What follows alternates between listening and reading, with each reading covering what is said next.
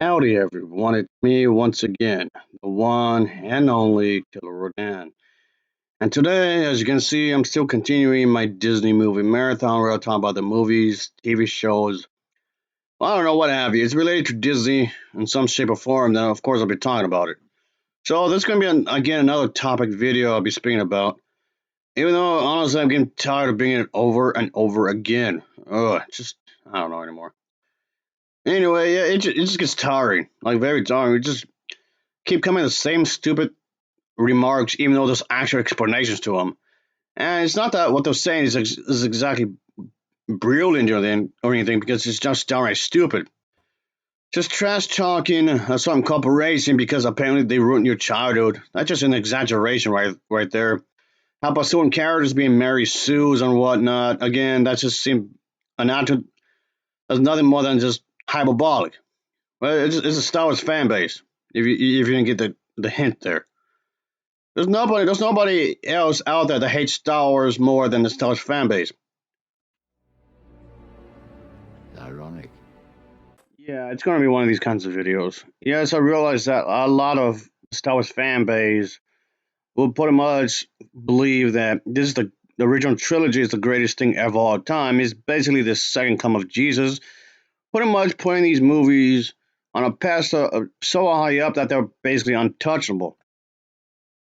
And if I want to talk about films that are worthy of being called some of the greatest films of all time, oh yeah, I definitely got quite a few to select from here, folks, because there's quite a bit of these.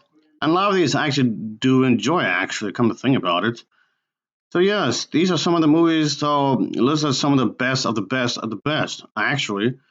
And yes, so of course, when it comes to this kinds of stuff, I was just listing what are some of the greatest films of all time. A lot of Star film fans, I should say, won't even pick a lot of these. Actually, they'll just automatically pick Star Wars. So, like, okay, that seems kind of odd to me. You just dismiss a lot of these just because of that.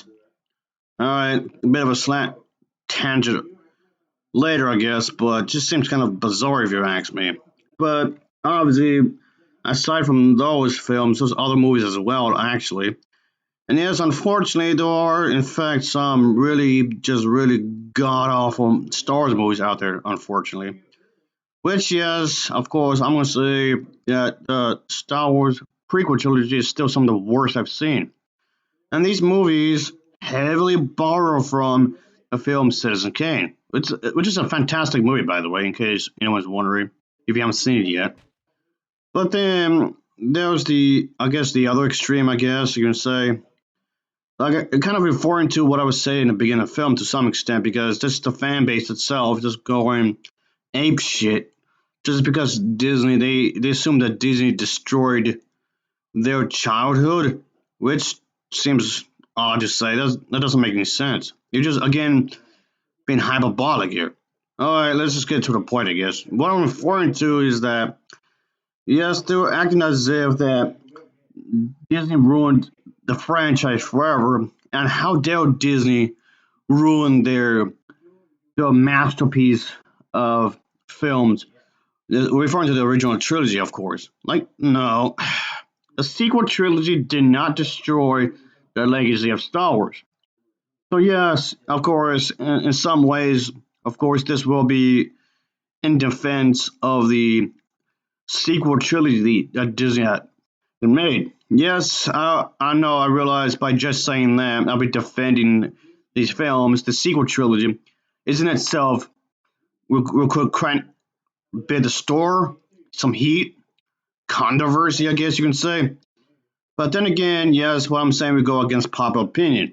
But then again, like that ever stopped me before. This is my damn channel, and I do whatever the hell I want. So basically, that's what this film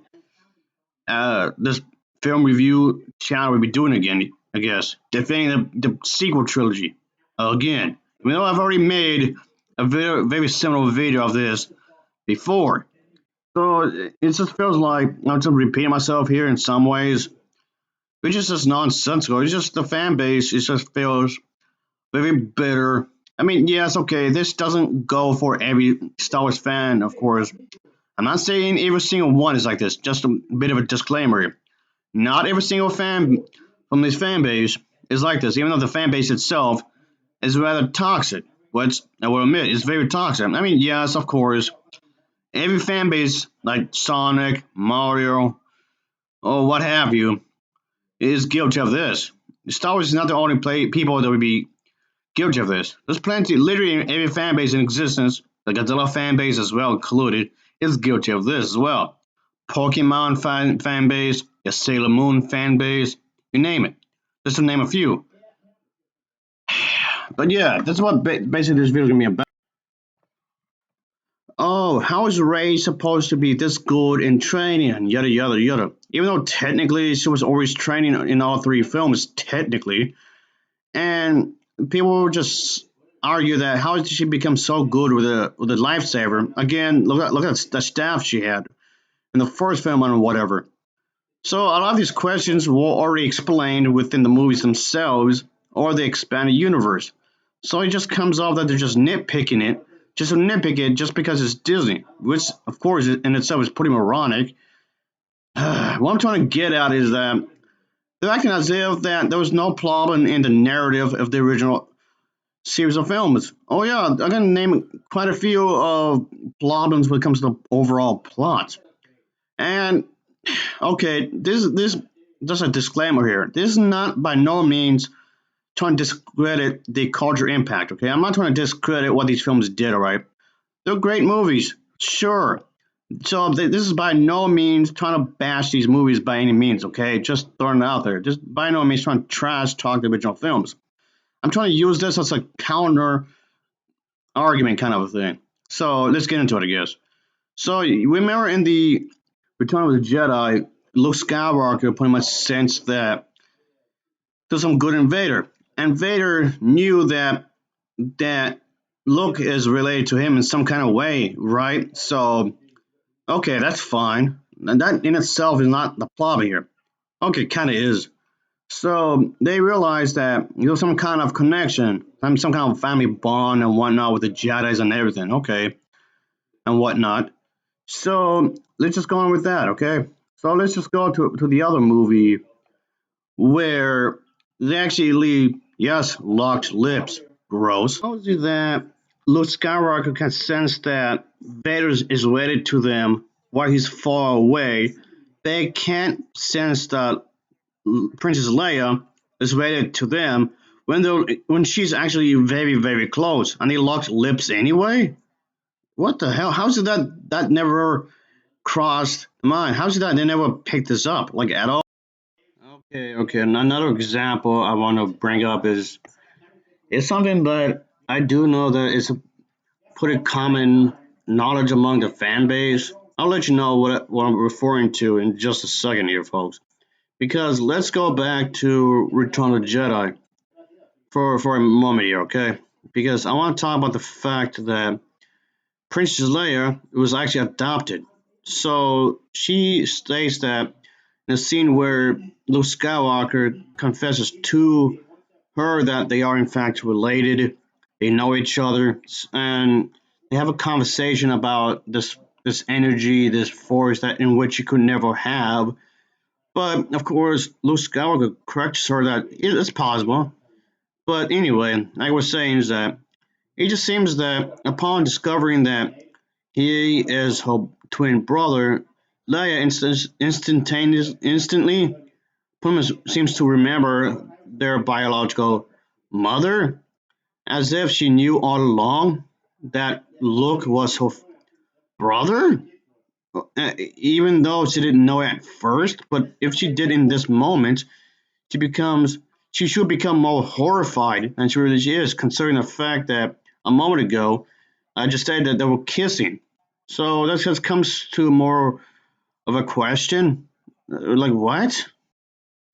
I'm also bringing up this film as well, Revenge of the Sith, because a lot of people will claim that, well, okay, George Lucas might have dropped the ball in the previous two movies, but this time around, he really redeemed himself. Which I have to disagree because Star Wars Episode 3 Revenge of the Sith is a bad movie. If anything, as far as I'm concerned, it's actually worse than the previous two because of the fact that they have to pretty much fix the plot holes from the previous two films.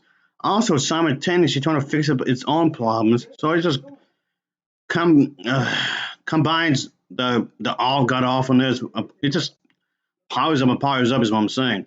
I mean, the film itself has its own problems, of course, but it's combined with the previous two film problems as well, along with its own.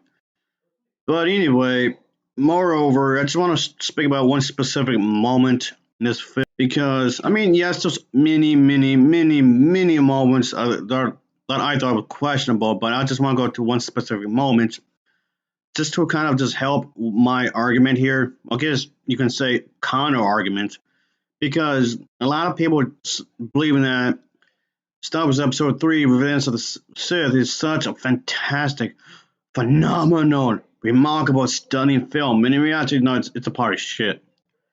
And one of the moments that keep coming up when people mention this film is that the whole fight between Obi-Wan Kenobi and Anakin Skywalker. And of course, it's out of anger in a lot of ways, obviously. I mean, yeah, still a bit of something going on here because they were friends at first, even though the prequel trilogy never really established that quite well. But you can get this, you kind of sort of get the sense that they're supposed to be friends, like brothers. But there's a sense of betrayal, so that kind of is something ish. But then at the end of the fight, where he pretty much gets barbecued. One major plot hole is that why didn't Obi-Wan Kenobi just kill him? I mean, if you truly love the person, you will want their misery, their pain to just end, right? So just kill him, just murder him. I mean, it would have been justified because look what happened. But more specifically, I want to talk about what led to that fight specifically, because in that moment where Padme over here is that she's completely and utterly shocked at the fact that Anakin Skywalker has quote unquote turned to the dark side because he used to be a good person. He came from humble beginnings, but the prequel trilogy is so badly written. I never got the sense of that. As far as I'm concerned, he was a whiny little prick from the get go, if anything. But anyway, moreover, is that uh, Ben Kenobi sneaks up onto the ship that Padme was in. Okay, I'm thinking over here, why does he have to sneak into the ship thing that she was on? Why can't he just tell her about his plans and just make this entire shebang here a lot less complicated? But it just, yeah, let's complicate things just because. I don't know. And then Anakin over here just assumes that they're doing like some kind of conspiracy against him for the Empire, even though in one moment of this, he said he's doing it for the love of Padme. So it's like he's switching his motives all around for whatever reason. Oh yeah, right, bad script writing, if anything.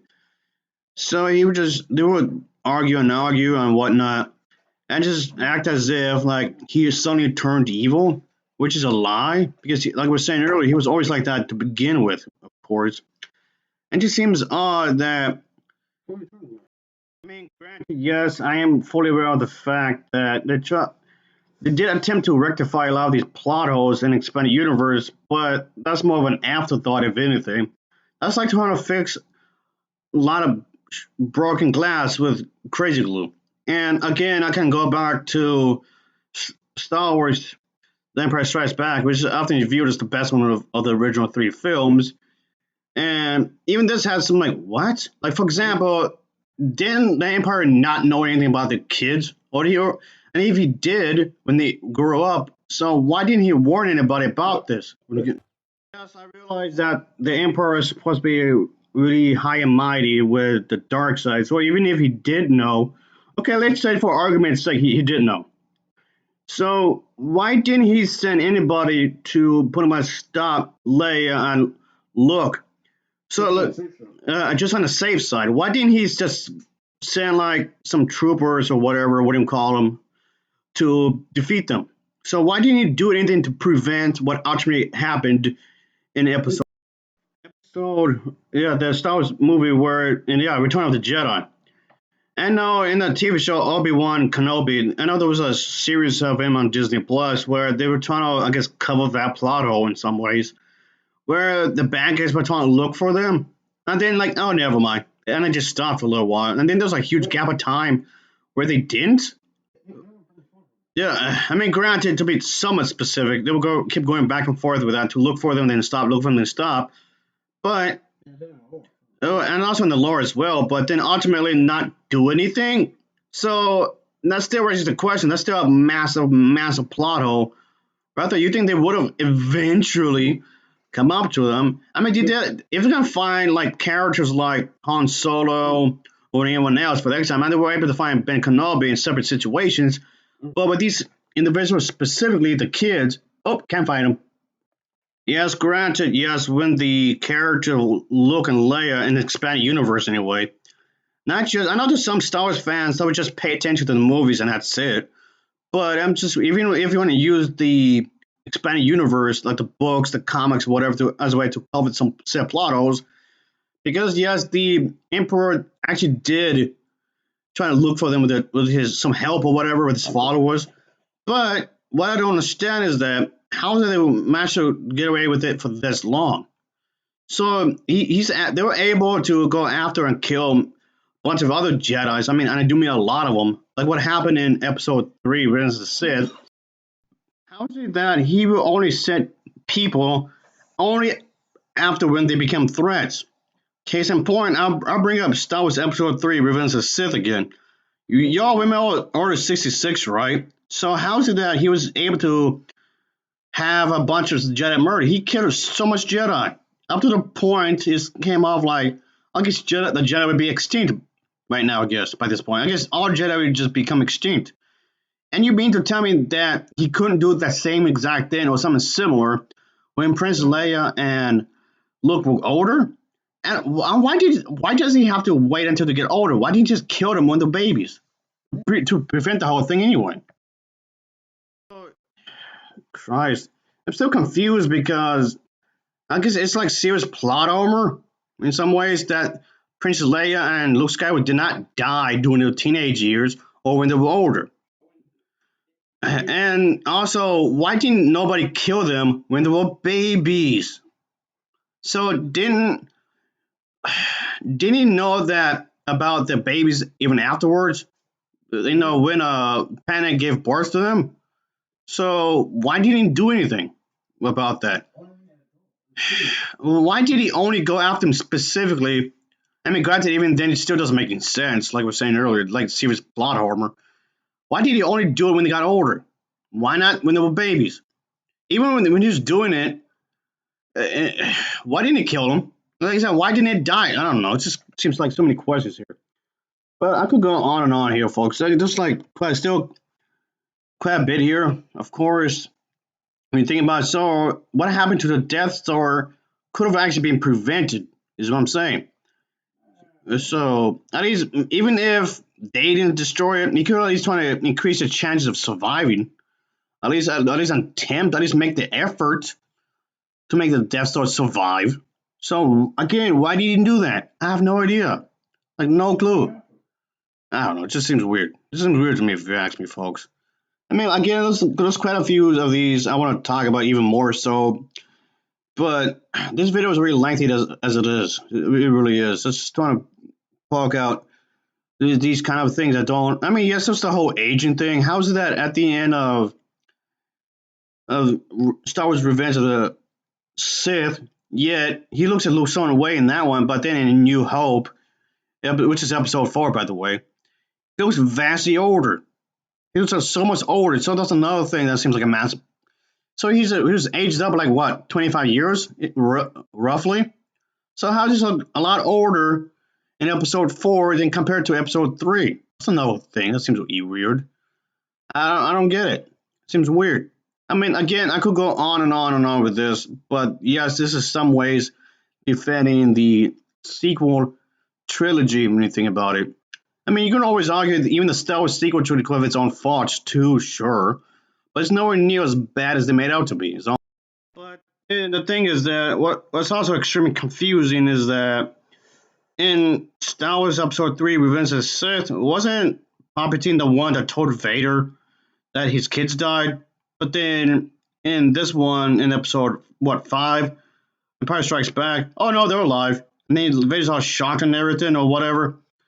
So it's like, he's not going to question as to why he lied to him or anything. He's just going to be like, oh, okay, sure, whatever. But you know, he might be kind of shocked about it and just accept it anyway after the shock wore off or whatever. But then you want to go even for the video games. Wasn't there like a character called Star Killer? Is that what this guy is named, right? He was extremely OP, and the Emperor, I should say. I know I keep mixing that up, but Palpatine here is that he was unable to pick up the fact that he was really OP, even though they were pretty much in closing distance of each other. But Palpatine, the Emperor, what? Granted, yes, he did find out about who this character is specifically, like towards the end of it, be more exact here. But then he was able to pick up again Palpatine to pick up the power levels of just slightly in a way of Luke Skywalker and Prince Leia from a distance. So how's that even possible? I mean, I know. I keep picking this movie. I know. And I'm just saying. But then for those people who keep defending the prequel trilogy, and here's the thing though, in episode 2 and 3, Palpatine, the Emperor guy, keep constructing these nightmares by using the dark side powers for Anakin Skywalker to make him go crazy or whatever. How is it that Anakin Skywalker never realized that he's doing that? And also, the thing is that that's just questionable in that regard. And when, in episode 3, where Palpatine pretty much confesses his plans in some ways, why didn't he do anything right then and there? When you think about it, then this also came in conflict with the original films, considering the fact that why didn't he do that to anybody else? Like, you would think that he might have done the same exact thing to the siblings. So why he didn't do that to them? When you think about it, why didn't he do that kind of nightmarish, twisted thing or whatever towards them? Was he more powerful in these films than the prequel trilogy? So, again, none of this was ever brought back again in this series of films either. Especially the whole prophecy thing that the prequel films brought up constantly. The prophecy things was never brought up in these films either, or the original trilogy, which just makes it even more questionable. I don't know. I like the sequel trilogy, as faulty as they may seem. I still like them. They're not never that bad. Is what I'm trying to say here. And the original trilogy is enjoyable too. Obviously, I'm just saying. So thanks for watching and take care. See you. And there's a lot more where this came from, and I do mean a lot more, but I'll just leave it at that. See you, folks. Ugh.